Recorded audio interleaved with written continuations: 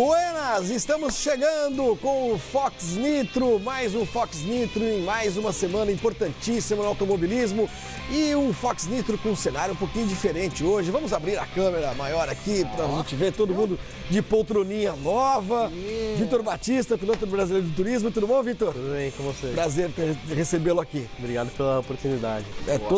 Obrigado a você. Thiago Alves, bonita essa poltrona, hein? Olha só. Novo aqui, nossos novos calçados aqui, legal. Toda exigência do Rodrigo Matar, que estava reclamando que as costas dele doíam, né, Matar? Velho é uma droga, né, Flavinho? O cockpit tá bom aqui, tá muito bom mesmo. Tudo legal tranquilo? estar aqui participando do programa com vocês. Muito assunto pra gente falar nessa semana, né? Muito mesmo. Eu sou o único que ficou no banquinho, porque disseram que se eu sentasse nessa poltrona eu ia desaparecer. Então, assim, pelo menos eu fico na altura do pessoal. Gente, muito assunto mesmo, porque a Fórmula 1 tem corrida nesse final de semana na Hungria. A Fórmula 1 já chegou à metade da sua temporada, temos apenas um pontinho separando líder e vice-líder. A gente vai fazer um resumo do campeonato até agora, mas vamos falar também da NASCAR, vamos falar de uma notícia importantíssima envolvendo Fórmula E e DTM, envolvendo a Mercedes. Fórmula E, é claro, decisão nesse final de semana, Thiago. Desse final de semana não passa, né, em Montreal. Enfim, tudo isso pra gente falar agora no nosso Fox Nitro. A gente começa com esse resumo da temporada da Fórmula 1 até agora, as 10 primeiras etapas já realizadas, para a gente poder discutir tudo que vem por aí. Inclusive, possibilidade da volta de um piloto muito querido à Fórmula 1 e também novidades para o regulamento do ano que vem. Vamos lá, Fórmula 1 na tela. A temporada 2017 da Fórmula 1 começou na Austrália e já mostrou que o duelo seria entre Mercedes e Ferrari. Uma estratégia diferente de uso de pneus, Sebastian Vettel pula na frente e vence a primeira batalha do ano, deixando o pessoal da Mercedes irritado. No confronto, 1-0 para os vermelhos. Segunda corrida do ano, China, pista molhada, acidentes, safety car. Vettel não teve vida fácil, precisou lutar contra as Red Bulls. Resultado, tranquilidade para Hamilton, que venceu a primeira do ano e empatou a disputa. Até então, um clima amistoso entre os dois supercampeões. Primeiro tira-teima seria no Bahrein, palco da terceira corrida do ano. Porém, um outro personagem surgiu, Valtteri Bottas, que fez a primeira pole na carreira. Contudo, o ritmo da prova lento fez com que a Ferrari mudasse a tática, antecipando o pit stop de Vettel. Essa manobra levou o alemão à liderança da prova. Pior para as flechas de prata, que reforçaram uma ordem da equipe, permitindo que Hamilton fosse para o segundo lugar e deixando um contrariado Bottas em terceiro. Vettel fez mais uma festa e liderava o campeonato. Na Rússia, Bottas deu o recado que não aceitaria mais essas ordens da equipe e tratou de mostrar por onde. Assumiu a ponta na largada e venceu pela primeira vez na Fórmula 1. Festa do finlandês e Vettel aproveita o vacilo de Hamilton para ampliar a vantagem. Barcelona protagonizou o primeiro mano a mano entre Vettel e Hamilton. No primeiro momento, o alemão levou a melhor. Só que a força do motor da Mercedes empurrou o inglês para uma importante vitória. A corrida mais charmosa nas ruas do Principado de Mônaco não teve Fernando Alonso, que fez uma aventura em Indianápolis. Kimi Raikkonen fez a pole, mas ficou muito bravo com o suposto favorecimento da Ferrari com a estratégia de Vettel. O alemão levou a melhor em uma corrida complicada para Hamilton, que ficou em 7º lugar, 25 pontos de vantagem e cara feia de Kimi no pódio. Um toque na largada no Canadá forçou o pit stop logo nas primeiras voltas para Vettel. Ele fez uma corrida de recuperação, chegou em 4º. Resultado excelente para Lewis, que venceu a terceira corrida no ano e empatou com Ayrton Senna em número de pole positions. 8ª corrida do ano, GP do Azerbaijão, uma das etapas mais caóticas dos últimos anos. E a paz acabou entre os principais postulantes ao título mundial. Em um lance controverso, Vettel e Hamilton bateram e se estranharam. Enquanto eles brigavam, Daniel Ricciardo venceu a primeira do ano, seguido por Bottas, que veio de último para segundo lugar, e por um surpreendente Lance Stroll em seu primeiro pódio na Fórmula 1. Na Áustria, enquanto todos os olhos estavam em Vettel e Hamilton, Bottas roubou a cena logo na largada e venceu. Vettel foi segundo e Hamilton o quarto, depois de uma excelente corrida de Daniel Ricciardo. Esse triunfo colocou Bottas na briga pelo campeonato. Aí veio Silverstone, o show foi dele, Lewis Hamilton, enquanto o Vettel sofreu com um furo no pneu na última volta e foi o 7º colocado. O britânico correndo em casa fez um Grand Slalom, pole, a melhor volta e vitória liderando todas elas. Resultado que deixa a disputa aberta. 1 ponto apenas separa Vettel de Hamilton, com Bottas 23 atrás. Motivos de sobra para o tricampeão ir para os braços do povo. Gente, quanta coisa já aconteceu nesse campeonato. Tinha coisa que eu já nem lembrava. 10 corridas, pô, é muita corrida, são 20 nessa temporada. Algumas espetaculares. Vamos fazer uma rápida enquete aqui. A melhor do ano até agora pra você, Matar, qual que foi? Por incrível que pareça, o GP do Azerbaijão, pra mim, foi bem legal. Muito louco, né? Muito a corrida louco. que a gente não esperava grande Muito coisa. legal. E você, Vitor, qual que você gostou mais? Eu gostei bastante da de Barcelona, né? Teve bastante surpresa, não imaginava tanta ultrapassagem e a briga dos dois ali na frente.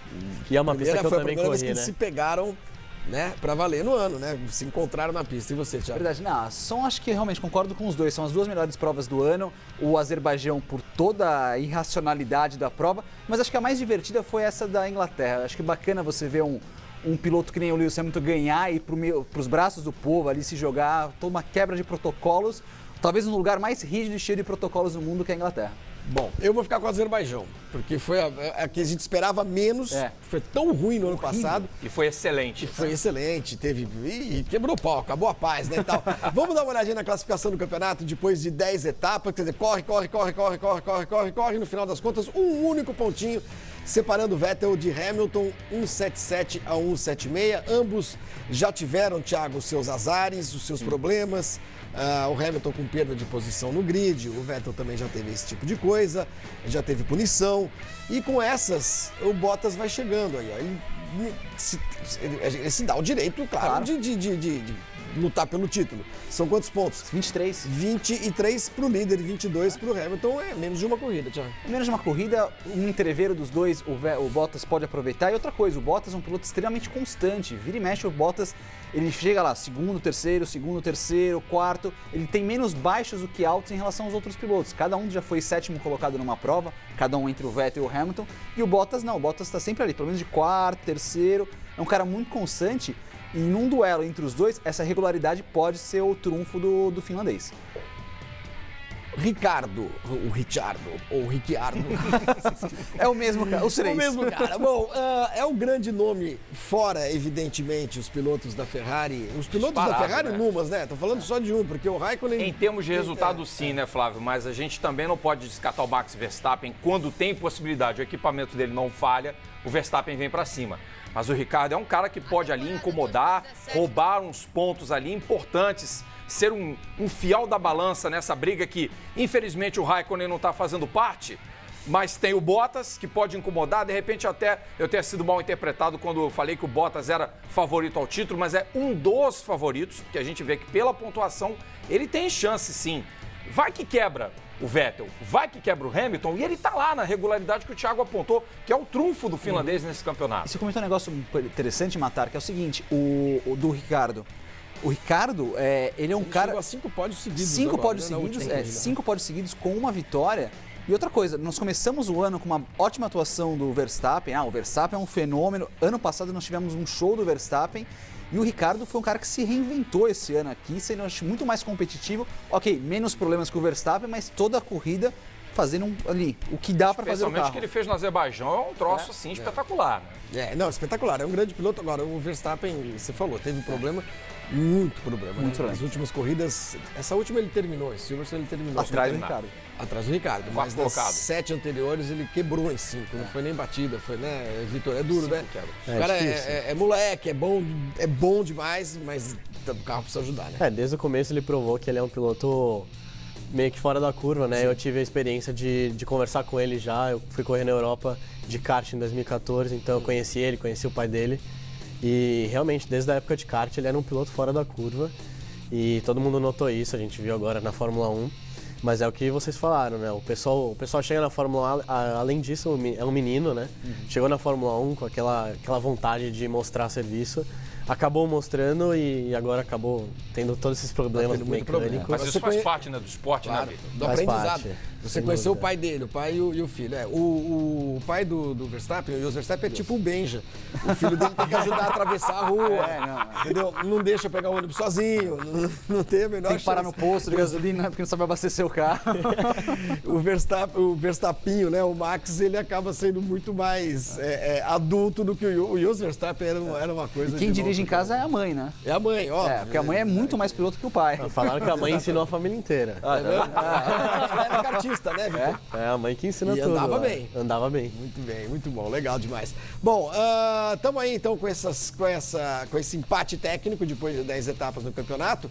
E a corrida desse final de semana acontece na Hungria, que é um circuito muito diferente de todos os... Bom, todos são diferentes entre si, isso é evidente, mas a característica da pista da Hungria, ela é muito própria, né? É muito própria mesmo. É uma pista de ultrapassagens dificílimas, é uma pista onde o calor é muito intenso, onde até uns 2, 3 anos atrás os pneus se acabavam. Agora eles recapearam a pista, ela está um pouquinho melhor. Favoritos, ou pelo menos alguém para poder incomodar, Rodrigo? Ih, Red Bull, rapaz. com o chassi que tem, Quem essa sabe coisa o toda? Ricardo, né? Quem sabe o Ricardo? Seria bom se ele ganhasse.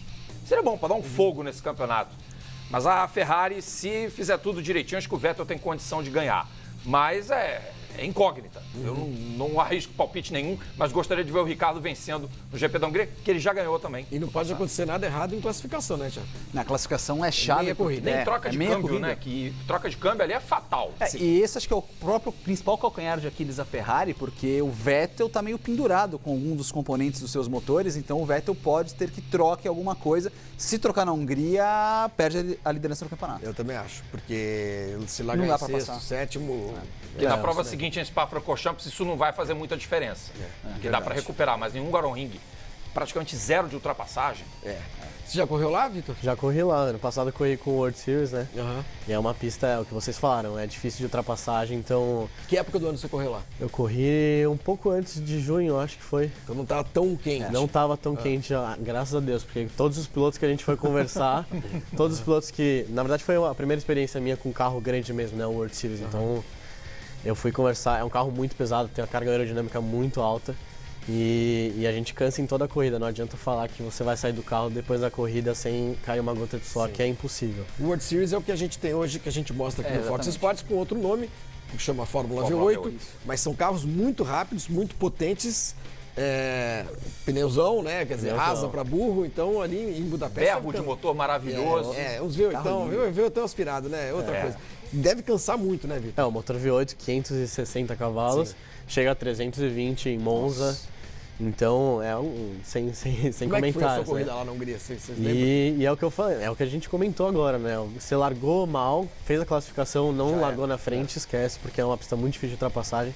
Apesar de ter a zona de DRS, de ser uma corrida longa com pit stop, as equipes fazem de tudo para tentar largar quanto mais na frente, melhor. É isso aí. Tem uma estatística que eu fiz algum tempo atrás, mas assim, que a única vez que um cara ganhou largando Só o Bottas. atrás, o Button e O Alonso, não?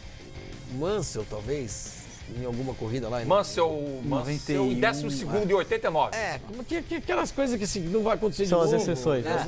O resto Mansell, tudo... O Button foi numa loteria, né? Na Isso, chuva. com Foi a primeira vitória da nunca, Honda. e nunca tinha chovido. Nunca né? tinha chovido no GP da E Hungria. aí, Budapeste é uma pista onde, se o cara não largar nas duas primeiras filas, a chance de ele chegar bem é quase nula. É um negócio complicado. Mas as corridas são legais, são bacanas mesmo. Estarei lá. Olha só. Aliás, não estarei no Nitro semana que vem. Gente, mandem mensagens aí com a hashtag, o Rodrigo estava me lembrando aqui, hashtag Fox Nitro no Twitter. E é o seguinte, sobre um assunto, sobre qualquer assunto, evidente, mas sobre um assunto que a gente vai falar logo depois de mostrar a classificação de construtores, mas já vai pensando, já vai escrevendo, que é a volta do Kubica, ou Kubica, né? O certo é Kubica, porque o C lá em polonês, o escambau é mais um. Bom, enfim, o Kubica que fará testes de verdade pela Renault, mas a gente vai falar desse assunto daqui a pouco. Deixa eu ver primeiro a classificação do Mundial de Construtores, como é que tá essa briga depois de 10 etapas. A Mercedes deu uma estilingada, abriu 55 pontos da Ferrari, a Red Bull está bem distante. A Force India, acho que se estabeleceu lá em quarto lugar. E aí a gente tem uma briga interessante, quinto, sexto, e sétimo e oitavo, né? A Williams tem 41 pontos, mas tem um pódio ali, que é aquele pódio maroto. Não, é um pódio maroto do Stroll, que dificilmente vai se repetir. Não fosse aquele pódio maroto, estaria praticamente ali empatada com a Toro Rosso, com a Haas e com a Renault, que por enquanto é uma equipe de um piloto só, né? Por enquanto, sim. Do Huckenberg. Pode mudar isso a partir da outra semana. Da outra semana. Então vamos saber o que pode acontecer a partir da outra semana, porque depois do Grande Prêmio da Hungria teremos testes lá mesmo em Budapeste, é o teste de intertemporada. E a Renault escalou, são pilotos estreantes, digamos assim, que podem participar desse teste. A Renault estreou um cara que não é estreante, escalou um cara que não é estreante, mas que está há 6 anos longe da Fórmula 1, ou estava. Desde 2011, quando ele sofreu aquele acidente no Rally, o grande Robert Kubica vai andar com o carro da Renault. Põe imagens do Kubica aí pra gente falar dele na tela, porque ele já foi fazer um teste, Rodrigo, Thiago e Vitor, em Valência. São essas imagens que a gente tem, São essas imagens que nós estamos vendo. Depois ele andou em Paul Ricard, sempre com o carro de 2012, não é o carro da configuração atual. Mas agora ele vai fazer um teste que pode resultar, Thiago, quem sabe, na volta dele à Fórmula 1 para valer. E uma volta surpreendente. Eu não esperava que o Kubica tivesse uma outra chance. Você pode chamar do que quiser, tá bom? O Robert tivesse a chance de voltar a pilotar um carro de Fórmula 1. Por todo o problema, foi um problema gravíssimo que ele teve, quase teve o braço amputado, fizeram fazer uma reconstrução incrível de ligamentos, de vasos sanguíneos, de tudo. Ele tentou a sorte em rally, tentou outras categorias, mas nunca desistiu da Fórmula 1. E fez esse teste, começou tudo com uma brincadeira ali, ele bancou um teste de GP3, fez o teste de GP3, não mostrou cansaço, mostrou bem. O pessoal da Renault, a hora que soube dele, cresceram os olhos, fizeram essas duas participações com carros antigos e ele surpreendeu. E foram assim, apesar de ser um carro antigo, eles fizeram como se fosse um piloto normal, assim, o procedimento assim, dá 3 voltas, volta, dá 5... O programa de teste sério. E ele foi muito bem, não teve problema algum. Claro, tiveram que fazer adaptações ao carro, por exemplo. O problema dele foi no braço direito, então a troca de câmbio é sempre na mão esquerda, então ele sobe e desce na mão esquerda, tipo, ele empurra e puxa a alavanca de câmbio, adaptações para o carro, mas é surpreendente realmente o desempenho dele. Agora é uma prova real com o carro mais atualizado, cheio de botões, tem as deficiências à mão, e uma sessão para valer no cronômetro. Rodrigo, eu achava, eu estava com o Thiago, que, pelas exigências da Fórmula 1, físicas, né, de fato os caras precisam estar 100%, o Vitor é piloto, vai falar disso daqui a pouco. Mas não era só a força, não é só isso, né? É você ter movimentos na mão, nos dedos, para você administrar o carro de Fórmula 1. Tá tudo ali, né? Tá tudo ali. Tudo ali. Então eu tenho 2 perguntas para você. Primeira, é uma grande surpresa também para você, depois de 6 anos, ele voltar? E a segunda, você acha que ele é capaz de andar mais do que o Palmer, apesar dessa situação? Vou responder primeiro Fala a verdade. Segunda pergunta. Vou responder primeiro a segunda pergunta. Eu acho que o Kubica tem total condição de andar, de desenvolver esse carro, botar mais à frente do que o Jolyon Palmer, aliás, do que qualquer outro piloto que sentasse nesse carro, o Sirotkin, em quem ele meteu tempo nesse carro, e olha que o Sirotkin é tido como uma promessa do automobilismo russo, piloto reserva da equipe Renault. Então você vê que o talento está ali, sempre esteve ali. Se tem uma limitação, claro, física, que é grave, que é grande, mas acho que sobrepuja o feedback, o conhecimento, o talento, que sempre esteve ali. E o respeito que a equipe tem por ele, que se eu acho que não houvesse o respeito, jamais teriam convidado o Kubica para esse teste. Jamais teriam escalado ele. É a confiança que eles estão depositando num cara que pode, e se tiver condição física, eu acho que ele volta à Fórmula 1 e será um retorno assim, sabe, absolutamente surpreendente, histórico e jamais imaginado, nem por mim, nem por você, nem pelo Thiago, nem pelo Vitor, nem por qualquer outro mortal nesse planeta. Quem é que em sã consciência imaginaria que esse cara ia voltar para a Fórmula 1? Talvez só ele. Acho que só ele.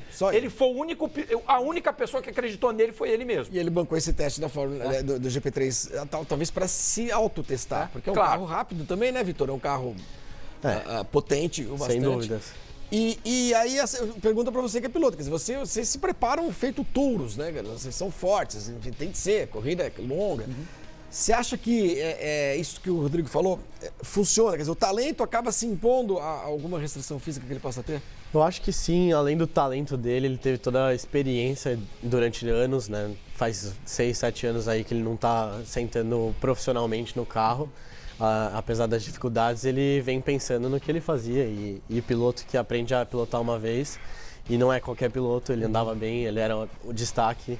Então, com certeza, ele sabe do talento dele, sabe de toda a experiência que ele teve. E a gente viu agora que ele colocou em prática todo esse talento nos treinos. A Renault não chamaria, vocês têm razão, não chamaria para fazer um teste para valer se ele tivesse andado mal com o carro antigo, né? Não, sem dúvidas. E é o que vocês falaram, ele acreditou nele mesmo, né? Ele pagou o teste de GP3 justamente para ele provar para ele mesmo que ele poderia se sair bem. E ele viu que ele tem esse potencial ainda, o que ainda pode trabalhar ainda mais. E aí acabou, a gente tá E vendo acho isso que agora. aquela decisão dele de abandonar o WEC, no qual ele foi anunciado para a equipe do Colin Coles, é porque ele sabia que aquele carro não ia a nenhum lugar. Ele acabou nem correndo. Inclusive, Muito legal. feedback, tem um feedback de um engenheiro brasileiro, o Ricardo, que trabalha na Renault, ele acompanhou todos esses testes. Aí tem duas coisas interessantes. Primeiro, a importância desse teste qual que é? É uma limitação, é um circuito travado da Hungria, o Vitor já falou muito bem como que é essa pista, que exige mais do botar piloto. o cara para andar onde é duro. Onde é duro. Os testes em Paul Ricard e em Valência tinham curvas complicadas, mas essa é uma pista mais difícil. E aí eu quero fazer uma futurologia E também. é o carro atual, né? E é o carro atual. E agora uma coisa interessante também que a gente acho que ninguém comentou até agora e me veio na cabeça. Ok, por exemplo, Jolyon Palmer descartado, Kubica aprovado, equipe ano que vem Hülkenberg e Kubica e o plano Alonso. E o plano Alonso? E o plano Alonso? Coitado. E o pior é que são amicíssimos. O Kubica e o Alonso são hiper amigos, eles jogam pôquer junto. Então, foi um dos caras que mais sentiram o acidente, foi o Alonso.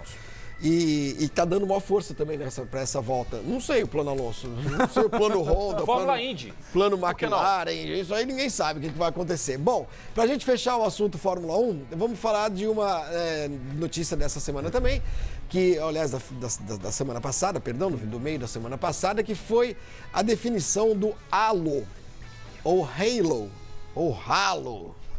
Aquela que parece uma tira de sandália havaiana que vai proteger o cockpit, que vai proteger a cabeça dos pilotos. Já foi bem testado isso, carros da Ferrari, carros da Red Bull, enfim, de várias equipes, já desde o ano passado. Tinha sido decidido que... tinha sido testado aí depois o Shield, né, que é O Aeroscreen também. o Aeroscreen que a Red Bull fez, e o Shield era uma bolha que deixou o Vettel meio tonto. E aí vamos para isso em 2018, gente. Olha, eu vou te dizer um negócio. Eu acho, do ponto de vista estético, é um negócio horroroso, né?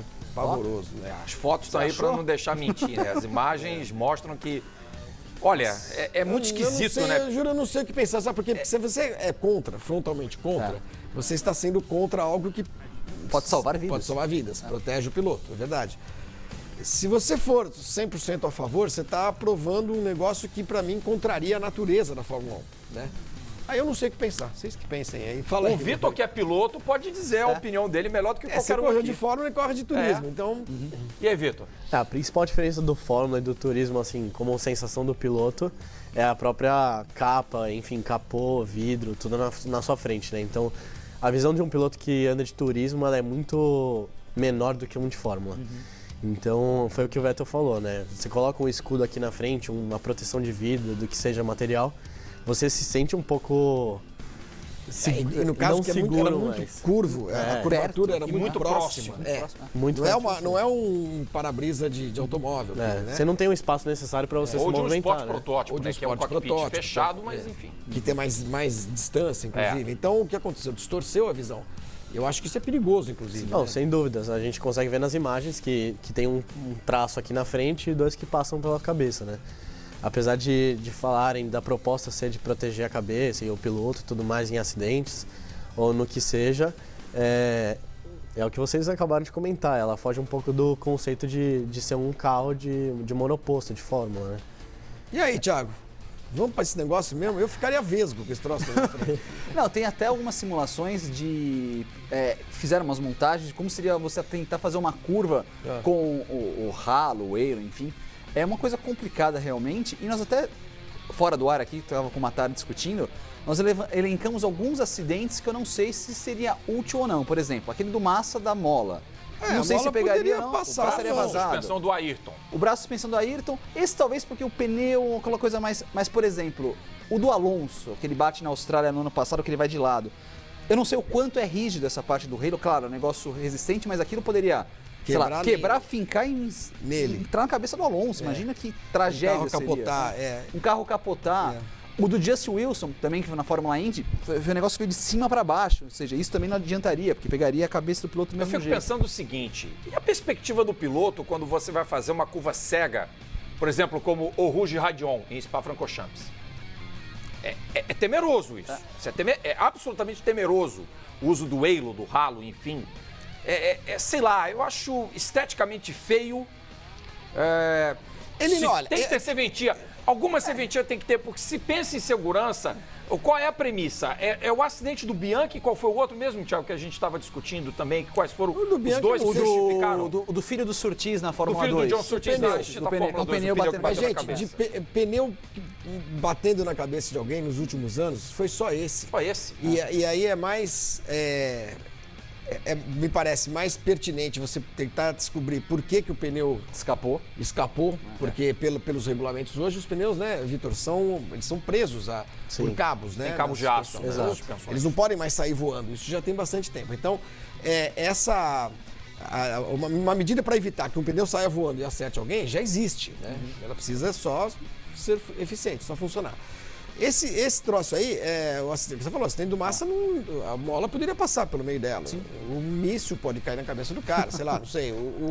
Então, quais acidentes esse negócio evitaria? Né? E tem uma outra questão, não está totalmente aprovado. Quem vai sacramentar é o Conselho Mundial da FIA. E tem uma outra coisa, né? 9 entre 10 equipes votaram contra o uso do ralo. Mas mesmo assim... Só a Ferrari votou a favor e ainda assim ele foi implementado pelo grupo técnico. E mesmo assim pode ser aprovado. Pode ser aprovado, mas só o Conselho Mundial que vai ratificar. O que me causou uma estranheza é que a gente... Manda mensagem, né, com a hashtag. Claro, participem. Nitro. Vocês acham Falem isso legal, mal não? ou bem do ralo. Mas uma coisa que eu achei interessante é que não houve um parecer técnico até agora de um engenheiro que aprovou isso, falando, isso previne acidentes de tal natureza. É aquela coisa, vamos proteger, mas proteger como? Eu acho que os engenheiros que desenvolveram isso poderiam ter vindo a público dar uma chancela, porque o público não gostou, até fazer um trocadilho. O trocadilho mais barato que eu achei a Fórmula 1 pode ir ralo abaixo com isso. É muito feio. Bom, enfim. Não, e além disso, uma coisa que agora eu acabei de pensar, a gente faz o banco tudo sob medida, né? Na verdade é um produto que a gente senta e ele cresce e molda todo o seu corpo. E a gente também tem uma distância, uma altura certa que a gente tem que ficar da parte do Santo Antônio, que a gente chama. E na verdade quando a gente vai fazer o banco, eles colocam uma régua grande do Santo Antônio até a parte de baixo ali da frente de cima das nossas pernas. E a gente não pode passar dessa altura, justamente porque o carro vai capotar, o carro vai virar, a gente fica de ponta cabeça, a gente não vai poder bater o capacete no chão. Sim. Então tem que ser discutido esse assunto por todos os acidentes, né? Perfeito. É isso aí, Vitor. Muito bem. Bom, vamos esperar. A palavra halo é um halo mesmo, né? Em português existe também. Aqui no inglês os caras falam halo. E aí a gente tá falando ralo e tá uma zona esse negócio.